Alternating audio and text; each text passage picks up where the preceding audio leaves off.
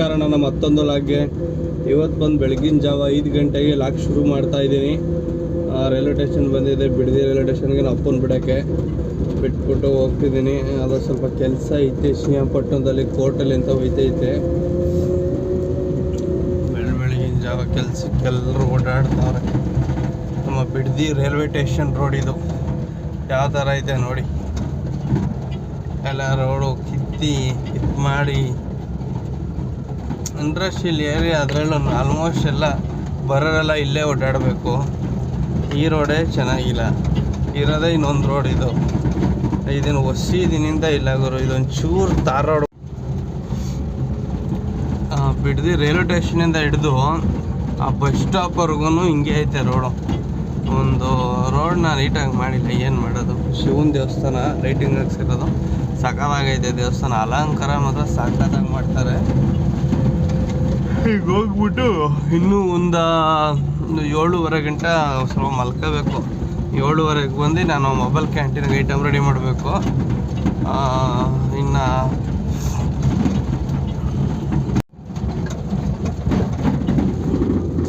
ಒಂದು ಸಲ ಎದ್ದುಬಿಟ್ರೆ ಮತ್ತೆ ನಿದ್ದೆ ಬರಲ್ಲ. ಹೋಗ್ಬಿಟ್ಟು ಅದಾಡಬೇಕು. ಕಣ್ಣು ಬೇರೆ ಉರಿತೈತೆ. ರಾತ್ರಿ ಹೋಟ್ಲೆಲ್ಲ ಕ್ಲೋಸ್ ಮಾಡಿಕೊಂಡು ಮಲಗಿದ್ದೇನೆ. ಒಂದು 12:30 ಆಗಿತ್ತು ಮಲಗಿದ್ದು. ಮತ್ತೆ ಕಣ್ಣು ಸಖತ್ ಉರಿತೈತೆ, ಬಟ್ ಕಣ್ಣು ತುಂಬ ನಿದ್ದೆ ಬರಲ್ಲ. ಸುಮ್ಮನೆ ಒದ್ದಾಡ್ಬೇಕು ಹಂಗೇನೆ. ನಮ್ಮ ಬಿಡದಿ ಈ ರೋಡ್ ಓಡಾಡೋಕ್ಕೆ ಬೇಜಾರು. ದಿನದಿಂದ ಇಲ್ಲ, ವರ್ಷದಿಂದನೇ ಇಲ್ಲ. ಆಲ್ಮೋಸ್ಟು ನಾನು ಬಂದೆ ಒಂದು 4-5 ವರ್ಷದಿಂದ ನೋಡ್ತಾ ಇದ್ದೀನಿ. ಹೆಂಗೈತೆ ಹಂಗೆ ಐತೆ. ಒಂಚೂರು ರೋಡ್ ನೀಟಾಗಿ ಮಾಡಿಲ್ಲ. ಜನ ಓಡಾಡಲ್ಲ, ಎಲ್ಲ ಇಲ್ಲೇ ಓಡಾಡೋದು. ಮೇನ್ ರೋಡ್ ಇದು ರೈಲ್ವೆ ಸ್ಟೇಷನ್ಗೆ ಹೋಗೋಕ್ಕೆ. ಏನು ಮಾಡೋದು, ಏನೂ ಮಾಡೋಕ್ಕಾಗಲ್ಲ.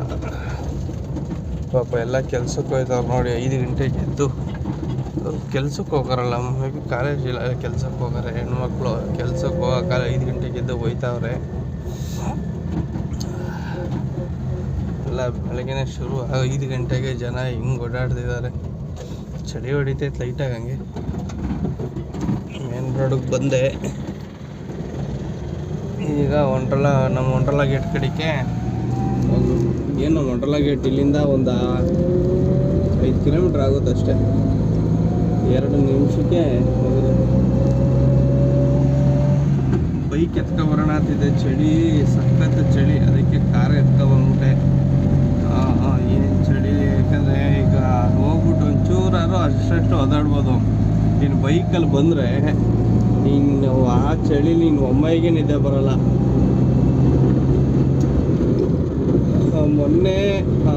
ಮೊನ್ನೆ ಆಗಿರೋದು ಇದೇ ನಮ್ಮ ಬಿಡದಿ ರೈಲ್ವೆ ಸ್ಟೇಷನಲ್ಲಿ. ಮೊನ್ನೆ ಏನಾಗೈತೆ ಅಂದರೆ, ಕಾಣಲ್ಲ ಅನ್ಸುತ್ತೆ, ಇಲ್ಲೆಲ್ಲ ಕಾರ್ ಪಾರ್ಕಿಂಗ್ ಮಾಡ್ತಾರೆ, ಕಾಣಲ್ಲ ಅನ್ಸುತ್ತೆ. ಮೊನ್ನೆ ಏನಾಗೈತೆ, ಈ ಗೂಡ್ಸ್ ಗಾಡಿ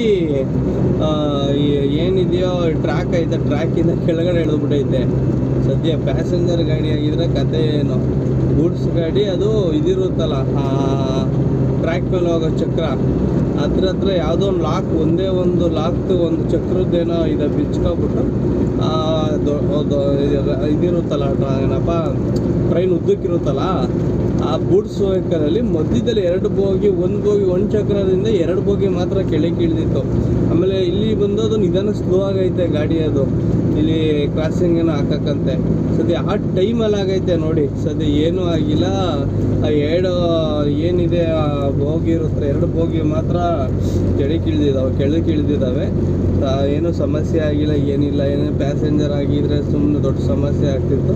ಅಯ್ಯೋ, ದೊಡ್ಡ ಇಶ್ಯೂನೇ ಆಗ್ತಿತ್ತು, ಬೇರೆ ಕಡೆಗೆಲ್ಲ ನ್ಯೂಸ್ ಆಗ್ಬಿಡ್ತಿತ್ತು. ಏನೂ ಆಗಿಲ್ಲ, ಇಮಿಡಿಯೇಟ್ ಕ್ಲಿಯರ್ ಮಾಡಿದ್ದಾರೆ. ಸ್ಪೀಡಲ್ಲೆಲ್ಲ ಗೂಡ್ಸ್ ಗಾಡಿನ ಸ್ಪೀಡಲ್ಲಿ ಬಂದಿದ್ರೆ ಎಲ್ಲ ಬೋಗಿಗಳು ಬಿದ್ದೋಗ್ಬಿಡ್ತಿದ್ದೋ.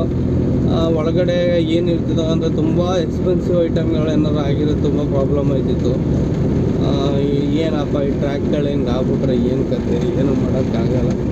ಟ್ರ್ಯಾಕ್ ಮೇಲ್ಗಡೆ ಈ ಥರ ಏನಾದ್ರೂ ಜಾಸ್ತಿ ಎಲ್ಲ ಬೋಗಿಗಳೇನಾದರೂ ಹಿಂಗಾದರೆ ಅದೇನು ಮೇಂಟೆನೆನ್ಸ್ ಸರಿಯಾಗಿ ಮಾಡ್ತಾಯಿಲ್ವೋ ಸರಿಯಾಗಿ. ಏಕೆಂದರೆ ನೀವೇ ಕೇಳಿರ್ತೀರ ತುಂಬ ಕಡೆ, ಅಲ್ಲಿ ಟ್ರೈನಿಂಗ್ ಆಯಿತು, ಈ ಕಡೆ ಹಿಂಗೆ ಟ್ರೈನಿಂಗ್, ಎಲ್ಲ ಹಿಂಗೆ ಒಂದು ಕಡೆ ಹಿಂಗೆ ಆಯಿತು ಅಂತ. ಏನು ಮಾಡೋಕ್ಕಾಗಲ್ಲ. ಮೇಂಟೆನೆನ್ಸ್ ಕರೆಕ್ಟಾಗಿ ಮಾಡಿದ್ರೂ ಅನಿವಾರ್ಯ ಅಂತ ಅಂತಾರಲ್ಲ, ಆ ಥರ ಈಗ ಯಾಕೆಂದರೆ ಹೆಂಗೆ ಮಾತಾಡೋದು ಕಷ್ಟ ಆಗ್ಬಿಡುತ್ತೆ, ಮೇಂಟೆನೆನ್ಸ್ ಬಗ್ಗೆ ಮಾತಾಡೋದು ಕಷ್ಟನೇ. ನಾವು ಹೆಂಗೆ ಯಾಕೆಂದರೆ ನಾವು ಮೇಂಟೆನೆನ್ಸ್ ಮಾಡ್ತಿದ್ದೀವಿ ಅನಿವಾರ್ಯ ಹಂಗಾಯಿತು ಅಂತಲೂ ಅಂತಾರೆ. ಆ ಕಾರಣದಿಂದ ನಾವು ಯಾವುದ್ರ ಬಗ್ಗೆನೂ ಮಾತಾಡೋದು ಕಷ್ಟನೇ. ಏನೋ ಒಂದು ಅನಿವಾರ್ಯ ಆಗೈತೆ, ಬಟ್ ಇನ್ನು ಮುಂದೆ ಒಂದು ಸ್ವಲ್ಪ ಹುಷಾರಾಗಿ ಎಚ್ಚರಿಸ್ಕೊಳ್ಳಿ. ಯಾಕೆಂದರೆ ಈಗ ಬೋಗಿನೇ ಇದೇ ಆಗಿ ಬೂಟ್ಸೇ ಆಗಿರ್ಬೋದು, ಆಪೋಸಿಟ್ ಯಾವುದೋ ಒಂದು ಪಕ್ಕದಲ್ಲೇ ಒಂದು ಪ್ಯಾಸೆಂಜರೇ ಬರ್ತಿತ್ತು. ಆ ಸ್ಪೀಡಲ್ಲಿ ಹೋಗುವಾಗ ಅಕ್ಕಪಕ್ಕ ಒಂದೇ ಟೈಮಲ್ಲಿ ಆದಾಗ ಎಲ್ಲೋ ಒಂದು ಕಡೆ ಒಂದ್ಸಲ ಆಗಿತ್ತಲ್ಲ, ಒಂದು ಬೂಟ್ಸ್ ಗಾಡಿ ಪ್ರಾಬ್ಲಮಿಂದನೇ ಪ್ಯಾಸೆಂಜರ್ ಗಾಡಿನೇ ದಬಾಕೊಂಡಿದ್ದು ಒಡಿಶಾದಲ್ಲಿ ಎಲ್ಲೋ ಗೊತ್ತಿಲ್ಲ ಒಂದು ಕಡೆ. ಹಂಗೆ ಆ ಥರ ಆದಾಗ ಏನು ಮಾಡೋದು? ಗೂಡ್ಸ್ ಗಾಡಿಯಿಂದ ಮತ್ತು ಪ್ಯಾಸೆಂಜರ್ ಗಾಡಿಗಳಿಗೆ ಸಮಸ್ಯೆ ಆದರೂ ಆಗ್ಬೋದು, ಏನಾದರೂ ಆಗ್ಬೋದು. ಒಂದು ಸ್ವಲ್ಪ ಮೇಂಟೈನ್ ಮಾಡಿದ್ರೆ ಓಕೆ ಅವರು. ಇನ್ನೇನು ಬಂದೆ ಇವಾಗ ಕಾಡು ಮನೆ ಹತ್ರ ಇದ್ದೀನಿ. ಇನ್ನು ನೆಕ್ಸ್ಟ್ ನಮ್ಮ ವಂಡರ್ಲಾ ಗೇಟೆ ಕಾರ್ ಬಂದಿದ್ದಕ್ಕೆ ಚಳಿ ಏನೂ ಇಲ್ಲ ನೋಡಿ. ಬೈಕ್ ಬಂದ್ಬಿಟ್ಟಿದ್ರೆ ಈ ನಡುಗಿಸ್ಬಿಡುತ್ತೆ ಒಳಗಡೆ ಅಂತಾರಲ್ಲ, ಹಾಗೆ ನಡುಗಿಸ್ಬಿಟ್ಟಾಗ ಇನ್ನೇನು ಅದಕ್ಕೆ ಮಲಗಕ್ಕೂ ಆಗಲ್ಲ, ಒದ್ದಾಡ್ಬೇಕು 7:30 ಒಂಚೂರು ಹಂಗೆ ಸ್ವಲ್ಪ ನಿದ್ದೆ ಮೂಡ್ ಐತೆ. ಒಂಚೂರು ಹಂಗೆ ಹೋಗಿ ಮತ್ತೆ ಮಲ್ಕೊಂಡು ಇವತ್ತೆಲ್ಲ ಅಡುಗೆ ನಾನೇ ಮಾಡಬೇಕು. ಅಡುಗೆ ಮಾಡೋಕೆ ಸಿಗ್ತೀನಿ, ಬನ್ನಿ. ಗುರು ಹೋಗ್ತಾ ಇದ್ದೀನಿ ಬ್ರಿಡ್ಜ್ ಕೆಳಗಡೆಗೆ ಹೋಟ್ಲ್ ಹಾಕೋಕ್ಕೆ. ಇವತ್ತು ಅದೇ ಅವಾಗಲೇ ಹೇಳ್ದಂಗೆ ನಮ್ಮ ಅಪ್ಪ ಇಲ್ಲದೆ ಹೋದಕ್ಕೆ ಪೂರ್ತಿ ಐಟಮ್ ನಾನೇ ರೆಡಿ ಮಾಡಿದೆ. ಚಿಕನು, ಲಿವರು, ವೈಟ್ ರೈಸು, ಶೇರ್ವಾ, ಮೊಟ್ಟೆ, ಮುದ್ದೆ ಎಲ್ಲ ರೆಡಿ ಆಗಿ ಹೊರಡ್ತಿದ್ದೀನಿ. ಇನ್ಸ್ಟಾಗ್ರಾಮಲ್ಲಿ ಒಂದು ರೀಲ್ ಮಾಡಿದ್ದೀನಿ ನೋಡಿ, ಲಿವರ್ ಗ್ರೇವಿ ಮಾಡೋದು.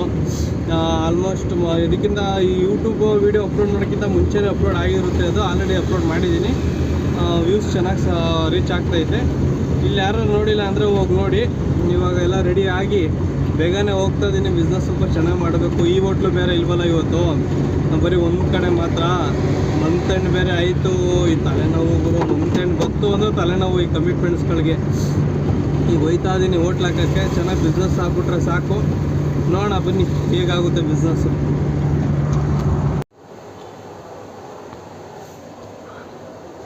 ಇವರು ಬಿಸ್ನೆಸ್ ಅಲ್ಲಿಂದ ಮುಗಿಸ್ಕೊಂಡು ಬಂದು ಎಲ್ಲ ಕೆಲಸ ಪಾತ್ರೆಗಳ ತೊಳೆದು ಮನೆಗೆ ಹೋಗಿ ಇವತ್ತು ಚೆನ್ನಾಗಿ ರೆಸ್ಟ್ ಮಾಡಿದೆ. ಈಗ ಈ ಹೋಟ್ಲು ರಜಾ ಅಲ್ಲ, ಅದಕ್ಕೆ ಇವಾಗ ದಿನ ಕೊತ್ತಂಬರಿ ತಗೊಬಾ ಅಂತ ನಾವಪ್ಪ ತಗೊಬಂದು ಸಾಂಬಾರಿತ್ತು, ಸ್ವಲ್ಪ ಸಾಂಬಾರು ಬಿಸಿ ಮಾಡಿ ಶೇರ್ವಾಣ. ಇವತ್ತು ರೆಸ್ಟೇ, ಅವಾಗಿಂದ ರೆಸ್ಟೇ. ಇವಾಗ ಸ್ನಾನ ಮಾಡಿ ಮಲ್ಕೊಳ್ಳೋದೇ ಕೆಲಸ. ಏನೈತೆ ನೋಡಿಕೊಂಡು ಕ್ಲೋಸ್ ಮಾಡೋಣ. ಈ ಲಾಂಗ್ನ ಎಲ್ಲಿಗೆ ಎಂಡ್ ಮಾಡ್ತಾ ಇದ್ದೀನಿ. ನೆಕ್ಸ್ಟ್ ವ್ಲಾಗಲ್ಲಿ ಸಿಗೋಣ. ಎಲ್ರಿಗೂ ಬಾಯ್ ಬಾಯ್.